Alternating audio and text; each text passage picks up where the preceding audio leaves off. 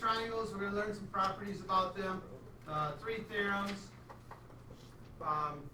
Some information, to be honest, makes solving or writing proofs a lot easier. So a lot of what we do today will be, you'll hopefully already know, and it'll be reviewed for you, and it will hopefully be very useful when we have to write proofs and to get information about certain pictures. So in this picture here, we have an isosceles triangle. Does anybody know what angle C is called? Yeah, look, it has a special name because it's an isosceles triangle. It is a cute little angle, isn't it? Yes, it is. It's not always acute, though. It's called the vertex. If you want to refer to it as a vertex angle, that's okay too. Quite often they just call it the vertex. And the vertex angle is always between the 2 congruent sides. So you see the red marks on this triangle here say that those 2 sides are congruent. So the vertex angle is always between them. Sometimes it's not sitting, so the vertex angle is at the top. Sometimes the vertex angle is on the side. Sometimes it's on the bottom. Sometimes our triangle's rotated around. So the reason I put this in green here is to help you realize wherever the congruent sides are, the angle that's pinched between them, sandwiched between them, the one that connects both of those 2 sides together, is the vertex angle. These 2 congruent sides are called the legs. The 2 congruent sides here are called the legs. And they are the congruent sides. So if they give you a story problem, they say the legs of an isosceles triangle are 10 inches long. It's a big triangle. Okay? They say the legs are 10 inches long. That means the 2 congruent sides are 10 inches long. Anybody know what this segment AB is called? The base. Very good. That's called the base. And so angles A and B, what do you think they're called? The base angles. Awesome. Whoever said that, great job. Was that you, Nick? Oh. Oh, Jacob. Good job, Jacob. Sorry, I didn't mean to give your credit to someone else. All right. Any questions on what this isosceles triangle's parts look like?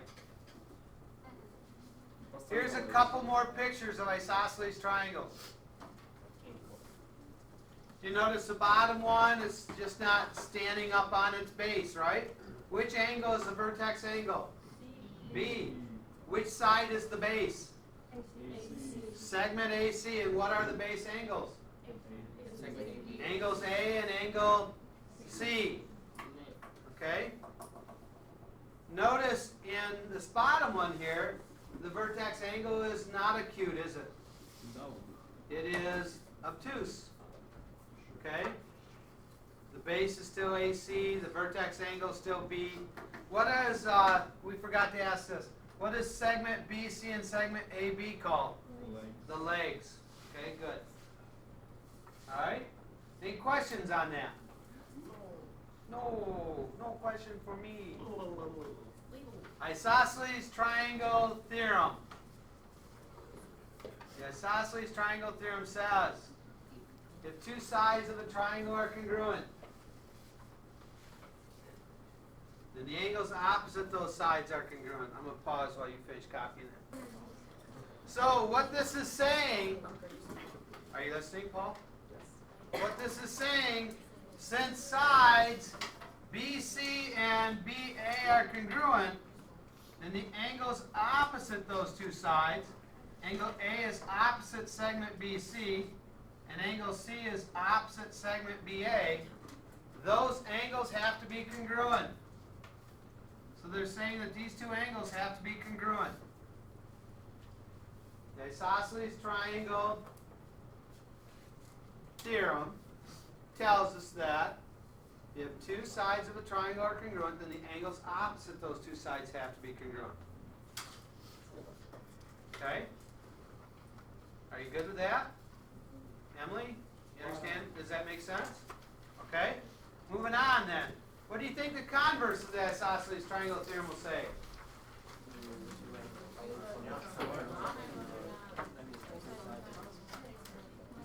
If the two sides of a triangle are Oh, not slow down. Slow down. The isosceles triangle theorem said if two sides of a triangle are congruent, then the angles opposite them are congruent. So what do you think the converse of that is, Jacob? There you go. Nice job, Jacob. We don't want to negate. Remember, the converse doesn't negate things. That was the inverse. And the contrapositive negated and switched it around. It just switches it around. So we're saying if the two angles of a triangle are congruent, then these sides opposite those angles are congruent.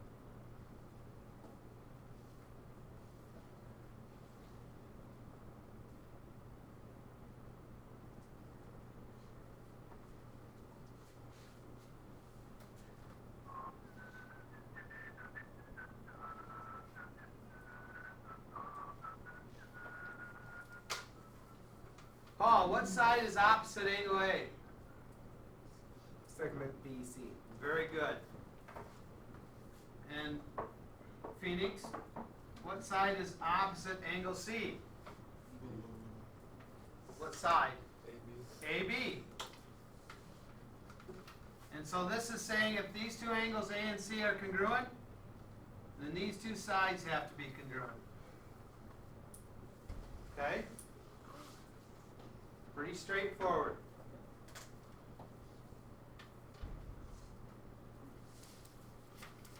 No trick you today. Okay, any questions on that? All right, moving on then. We have a picture of what kind of a triangle here? And we have this green dotted line down the middle of it. This green bottom line is the bisector of the vertex angle. Do you notice how it's saying this angle is equal to this angle? So it's bisecting that angle. Remember? Bisect means cut into two equal parts. So this says the bisector of the vertex angle of an isosceles triangle is also the perpendicular bisector to the base. Perpendicular. Perpendicular means it makes right angles. Bisector means it cuts it into equal pieces. Okay? So it's a perpendicular bisector to the base.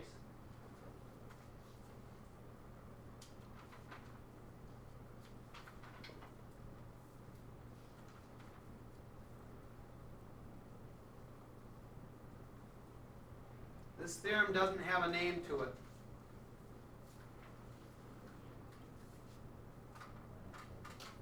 It's the fifth theorem given to us in chapter 4, so they named it theorem 4.5, but it doesn't have a real name. So, moving on, a corollary. A corollary is a true statement that follows a theorem to give us more information.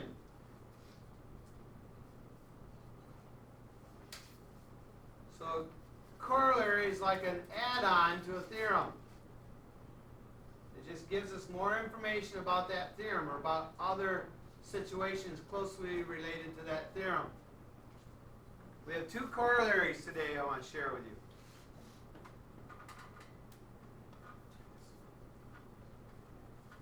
The first one says, if a triangle is equilateral, then it is equiangular. Triangle is equilateral, then it is equiangular. I'm going to give you both of these, let you write them down, then we'll go back and talk about why they're corollary, what they mean to the theorem that was given for it. And the second one is the switch of that, the converse of that. If a triangle is equiangular, then it is equilateral. We're recording. A triangle is equilateral, then it's equiangular. This is following the theorem that said if two sides of a triangle are congruent, then the angles opposite them are congruent. This is extending it to a triangle who has all three sides equal. If all three sides of a triangle are equal, then the three angles opposite them all have to be equal. That's what this is saying. So the theorem said if two sides are equal, then the angles opposite them are equal. And now this is saying if all three sides are equal, then the three angles opposite. And so likewise with this one, we said these two angles are equal, so the sides opposite them have to be equal. And this is extending it to all three angles are equal, then all three sides opposite them have to be equal. Okay? Is anybody confused on that? We said a long time ago that if a triangle is equilateral, then it's equiangular. We said these things a long time ago. These corollaries along with those two theorems make it official. Okay? All right.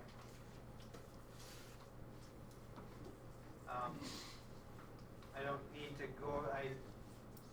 I showed you up here and start coming down here, but we're simply, these pictures are just to demonstrate that since these three sides are equal, then these three angles have to be equal. And likewise over here, three angles are equal, so the three sides have to be equal. Okay? There you go. There's your homework. I didn't give you that one page this time, did I? Nope. Yeah, I didn't want to waste a page just to write that down. So you can add that to the bottom of the 6th page there, and we'll call it good. It won't take you long to do that, I don't believe. You have lots of time, so do that first. Okay? I'm going to open up a page that I've been adding and creating as I went that has all of your assignments on it. Are you listening? I want to make sure that you know. I want to make sure that you know what your assignments are. Double check to make sure you have everything done. After I do that, I'll record it real fast, add it to the end of this, and then I'll save this and upload it to YouTube. So this is the current assignment record here. Everything we've done. Oh, I'm sorry, I forgot to add in there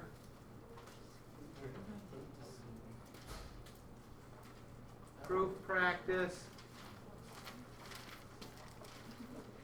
Day 2, we did this on Friday. So now it's accurate. Okay? We'll have another one of those. What's that? Yeah, that's right here. The practice is the worksheets. Okay?